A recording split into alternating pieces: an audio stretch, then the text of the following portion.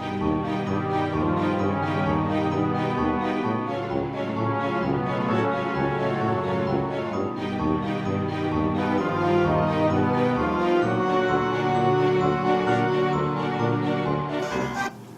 everybody, this is Jen from Scrapping Posh, and I am here with the last part of the tutorial for the Haunted Mansion. And today we're going to decorate the inside of the mansion and make the stand for the mansion and the mini album. So, first thing I'm going to do is I painted the rest of the inside of the house with some white acrylic paint and also a little bit of blacks and grays, and I'm going to take permanent marker wherever the chipboard is showing and just color that in. And then I am backing the tops of the second floor with black cardstock because you really won't see them, and well, I guess that would be the bottom. The ceiling of the first floor and the floor of the second floor I'm putting pattern paper. You'll just have to excuse my head there. And then, like I said, I'm just kind of cleaning up all the marker area, or all the area that you can see with the black permanent markers. So, now what I'm going to do is I'm going to take some scraps that I had, and it's this off-white color, and I'm going to rip those after cutting them into about 2-inch strips. And we're going to make some wallpaper. And the way I do this is rip them not evenly, and then put a little bit of that dry paint on there with a dry brush, and then Mod Podge them to the walls.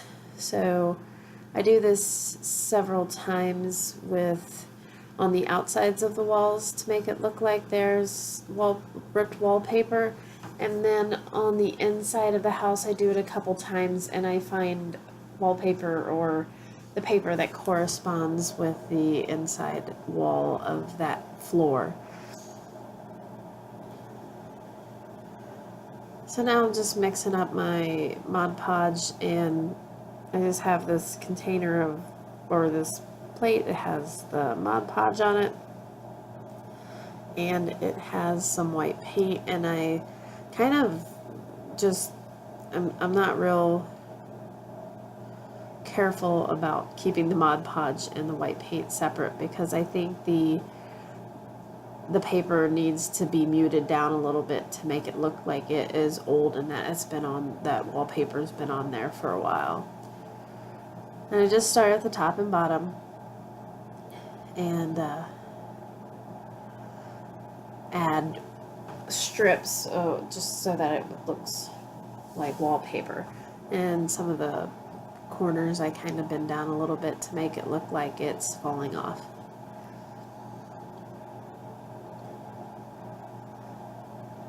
So we're almost done with this tutorial,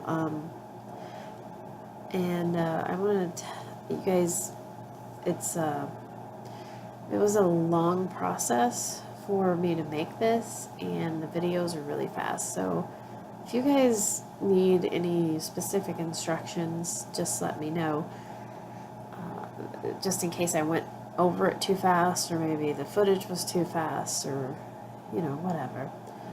I have these purple fairy lights that I got at my local Pactan's craft store, and in either the first or second tutorial, you see how when we were creating this structure, we left holes to put those lights through.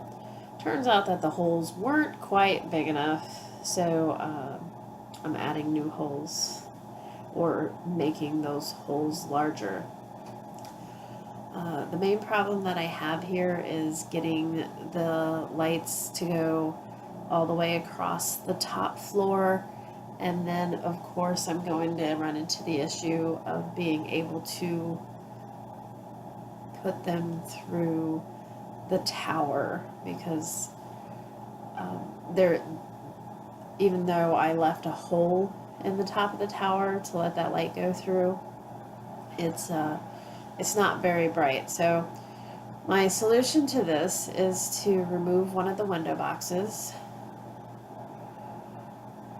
after I mess around for a while, I remove one of the window boxes and pull it through so that I can manipulate that wire. So I guess one of my suggestions is that if you can put the lights in while you're putting the house together, to go ahead and do that, because it's going to save you some headaches later, I think. So I saved you from watching me put that wire in there, and it took about a good 20 minutes, and now you can see that it has a nice purple glow to it, and I really like the effect that that has. And here I'm just checking to make sure that all the windows are lit up. So, and I'll probably make some kind of fixture to put that light switch in, but I haven't quite yet. So now we move on to the box, and this is pretty self-explanatory. So I have the chipboard here, one piece of 9x12 and one piece of 9x6. So this actually ends up being 9x18 by 3 inches tall. And in order to seam those pieces together, I use just a piece of cardstock. And then of course I have my same hinges that I made, that I used for the house. And that's what we're going to do, or use to put the walls of this box on. It looked like I had double footage there, so sorry about. Oh no, it's not double footage. Okay, one top, one bottom, obviously, and then the strips for the side, the 3 inches tall, and you can see all the measurements that I have written on the chipboard there. So I piece together the sides the same as I do the top and bottom. And then I'm going to not just make this a stand, but also have a drawer, or I guess a pull down, to put the mini album in it. So this is the face of my drawer, and it's a 3x12. And I want to decorate it before I put the reinforcement piece on it. So I'm just using the same washi tape. It's G45 washi tape that I used for the roof of the house, so it coordinates.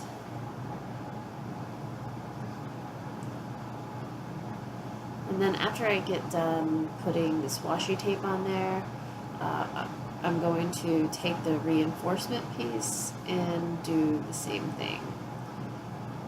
And basically that piece is probably just like a 1/2 inch shorter, so it's like 2.5 by 11 3/4, and it's just to make that pull out a little sturdier, because it's going to have a drawer pull on it, and it's going to be opened and closed. So I didn't waste my washi tape on the parts that you weren't going to see.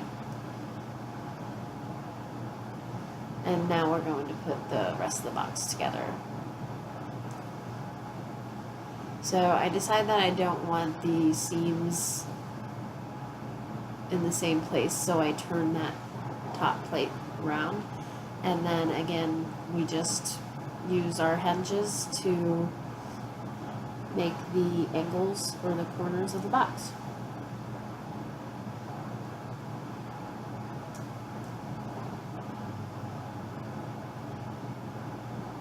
And I use my Scotch quick dry adhesive to put this all together. And I'm layering those hinges to be flush with the side of the chipboard piece. And then the side is sitting not on the chipboard, but on the desk underneath it. And you see you put the inside hinge on first to line everything up, and then you put the outside hinge on.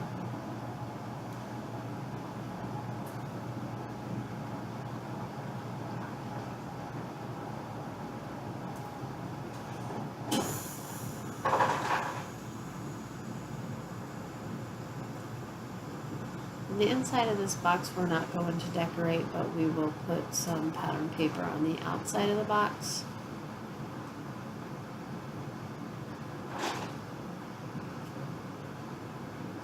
And then on the front of the box, we're going to add that drawer, and we're also going to add some reinforcement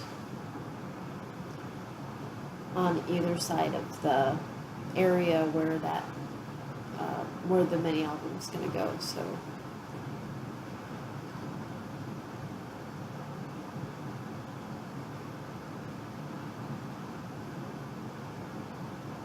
I hope you guys, if you guys are doing this project, I hope that these videos are explain things enough, I guess.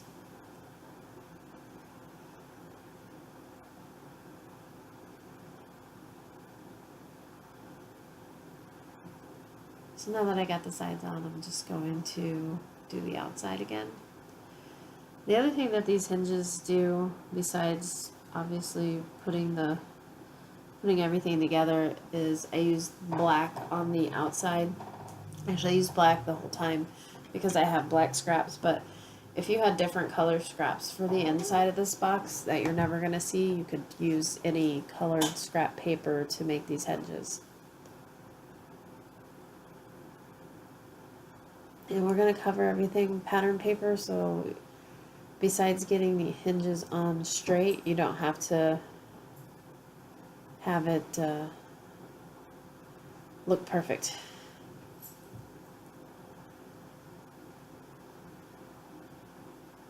So the excess glue that's oozing out doesn't bother me.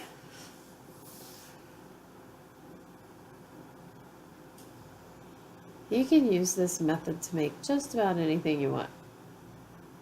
Even if it's not a 90-degree angle, you can use these hinges and just fold them at different, angles, or whatever angle you glue them on. Okay, so this is some Tyvek, or you can use Craft Tex, or you can use duct tape.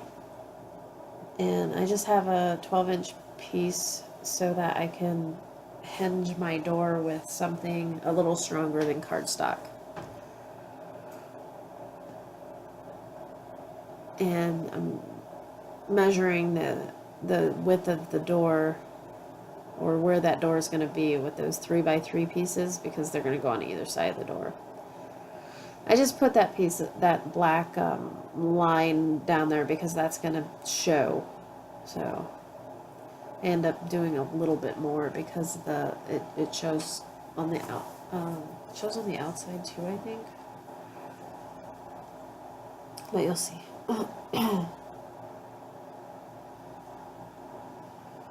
And then I'm going to washi tape. Now, okay, so I washi tape the inside here because it makes it easier for the book to slide in and out. What I didn't take into consideration is that I have it going horizontally, and I should have put it vertically, because every time I put the book in there now, it gets stuck on each piece of tape. So when you put the tape in the inside to make your project, your book, slide in and out, do it vertically.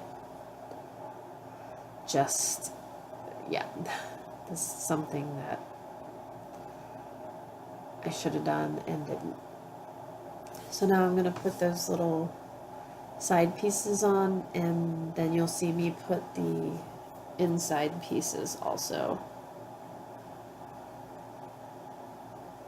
And this part of those, I put the washi tape on that part of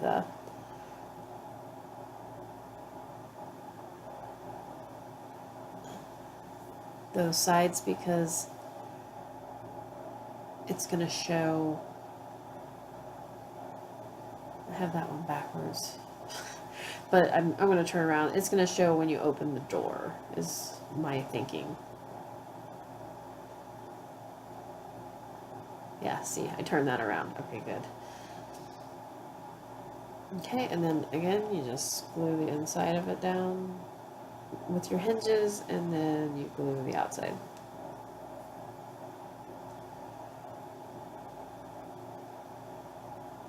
And it's that simple.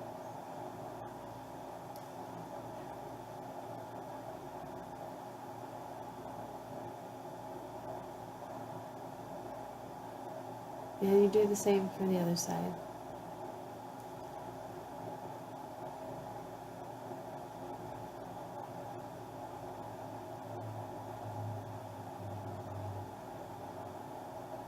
The other thing we have to do is add magnets for the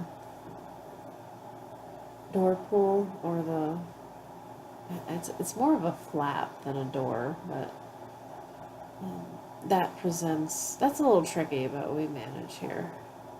When we put the door on, I'll show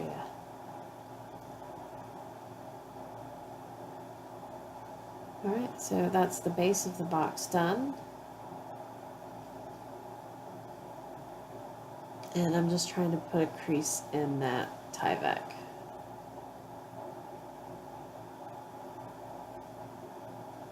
And there's the door.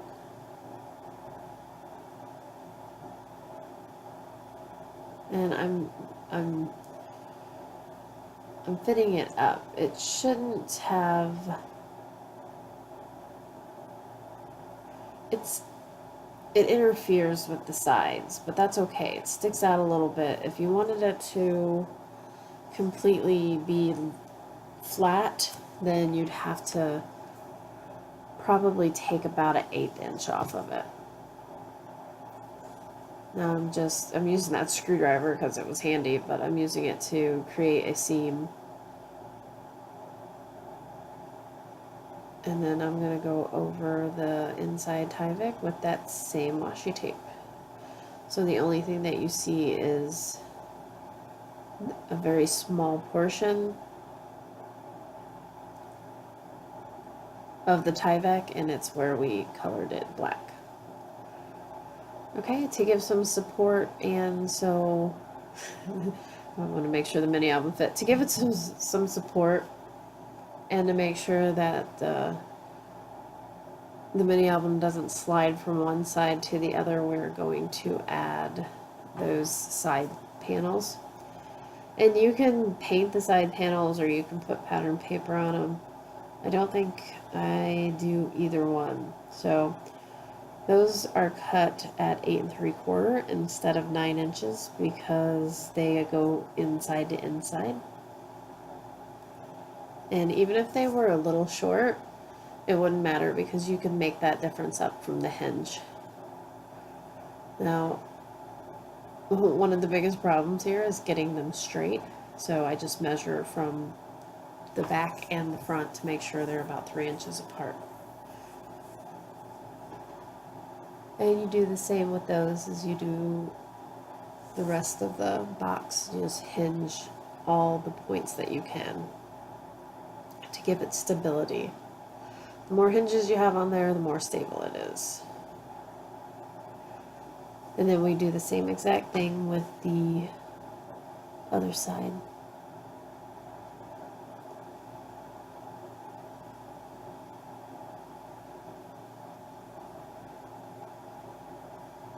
Now, one of the issues that you run into, of course, is that when you're gluing the top of this on, you don't have the ability to secure the insides of those walls because you can't press the hinges once they're glued into place. You can't press the hinges onto the top. So I lost some footage, but basically all I did was put hinges on the top all the way around and then glued them down, put glue on the other side, the top side of them, and then place the roof or the top panel over the bottom panel. And then in all the points that I could, I pressed the hinges with the glue onto that top part. And you can see it coming together now. quite well.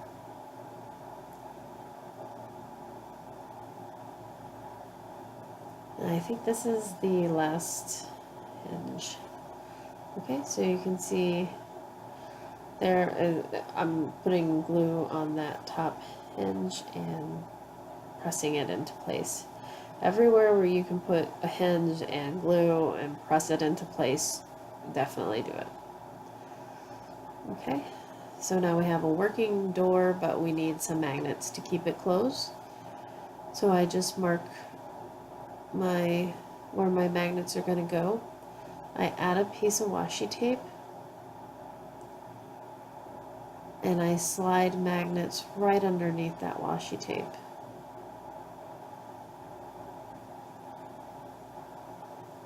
And then to make sure that they're opposite polarities, I just close it up and make sure it shuts all the way before I glue them down.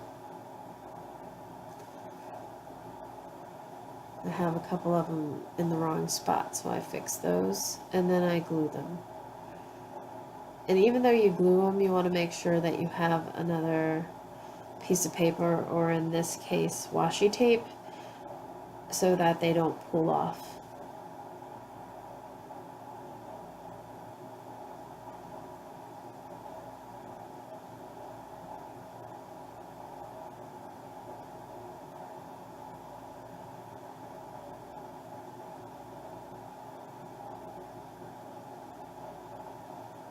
And I did the same thing with the door panel. I just put the magnets under it, made sure they stuck, and put the washi tape on top. So now I'm covering the bottom of that Tyvek with the washi tape. And as long as it's on, as long as it's on the door, it's gonna blend in. And now the bottom of the whole unit is going to be covered with just black cardstock. I think that's an 8.5 by 11 piece of cardstock, I think. And I put some ATG on it, but I am going to use some glue to reinforce it. And wherever the hinges didn't cover, I just used a little bit, I just colored in with permanent marker. That's it for the bottom. That's all we're doing.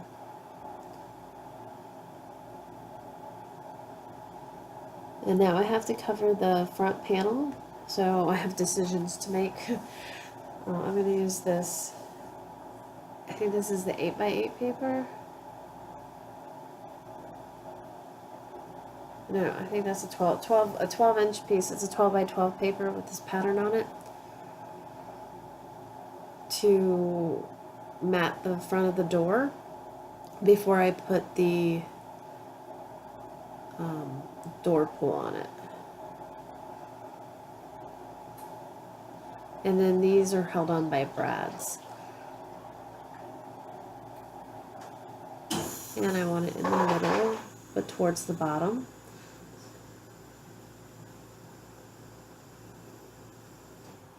So I poke the holes through there's a layer of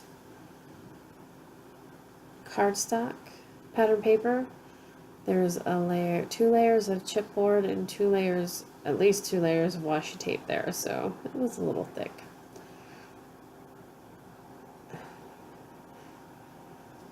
Okay, and so now I'm putting the mini album in there, and yep, it fits, but it does get stuck on the washi tape, so like I said, do use the washi tape vertically.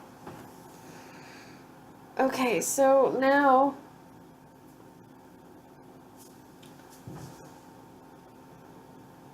I'm using the same pattern paper for all the sides, and I distressed everything with black soot.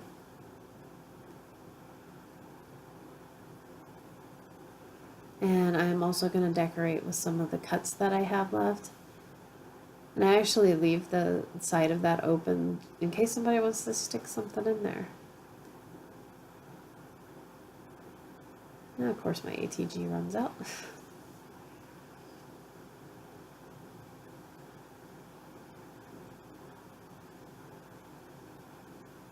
And of course, I put it on in backwards.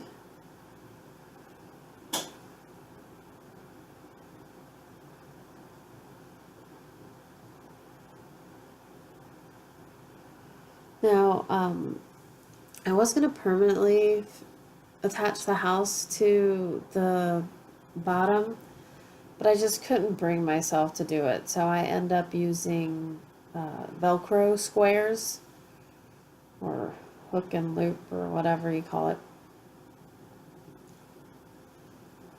Okay, so obviously the 18 inches is way too long. So I pieced together 2 6-inch pieces of this cardstock. And then I figured just one big piece of cardstock on the back here would look kind of plain. So I use some of the 6x6 pattern paper in purple, and I punch a design in the side. It's a Martha Stewart punch. I'm not sure which one that is. And I just try and get them even. And of course this is a little less than 3 inches. So I take one of the cut aparts and just trim the side off of it. And that's going to go right on the back there. Also, I was trying to reserve paper. So I outlined the bottom of the house on the top of the stand so that I could cut around the house and not waste the paper under the house. So the house is removable because it's on Velcro, but the bottom, there's a big blank space under the house.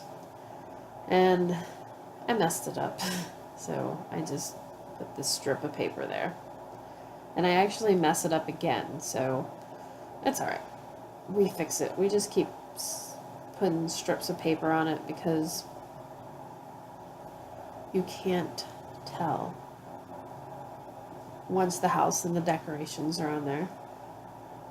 I am a tiny bit short on that side, so to add some interest and to get, to cover that spot, I use that border strip. And I'm putting the mini album and then some ink pads in there so that when I put the house on, it doesn't sink. The bottom doesn't sink because there's still a 12-inch spot that does not have any stability under it, and there's a crease there, or what do you call it? It's, I guess, a splice. So I put all those Velcro on the bottom of the house, so I knew that they would, hit the actual bottom of the house. And then I put extra glue on the Velcro and placed it on the base. And that's where I realized that even though I added that strip of paper, I still need more paper. So I just kind of slide it under the house. Now, sorry for the mess in the background, but we're going to decorate the front of the house now, or the base, so I'm trying to get a good angle for you guys, and you'll have to forgive me when I have to walk in front of the camera and such. So now I have this little fence that I cut out from my Cameo, and these little trees. So all I did was I put glue on the bottom of them, and I stuck them right down to the base. Now I'm taking pattern paper and pumpkins that I fussy cut, and I'm layering them all around that area. It's almost like a little pumpkin patch. And then within the fence, I'm sorry, is a graveyard. Now I'm going to take some of the roses that I fussy cut from the paper and add them to the corners of the house, like there's rose ivy growing up the side of the house. Sorry about moving the camera, you guys. And I also add some of the girls peeking out from the doors. So there's one of the girls. Oh no, I think that's the tree. There's a little tree I put next to the black silhouette tree. And then these are ghosts. So of course you can decorate the outside and the inside however you would like. And that puts me to the end of my tutorial. So I hope you guys, if you dare to accept this challenge, I hope you guys really enjoy doing it and enjoy the product that you have at the end. I'm just going to put some steel frames up, and if you guys want to see more projects like this, just let me know and I will be happy to do so. So I hope everybody has a wonderful day. I appreciate you all and appreciate you for sticking around and coming on this adventure with me. You guys have a great day and we will see you later. Thanks again. Bye-bye.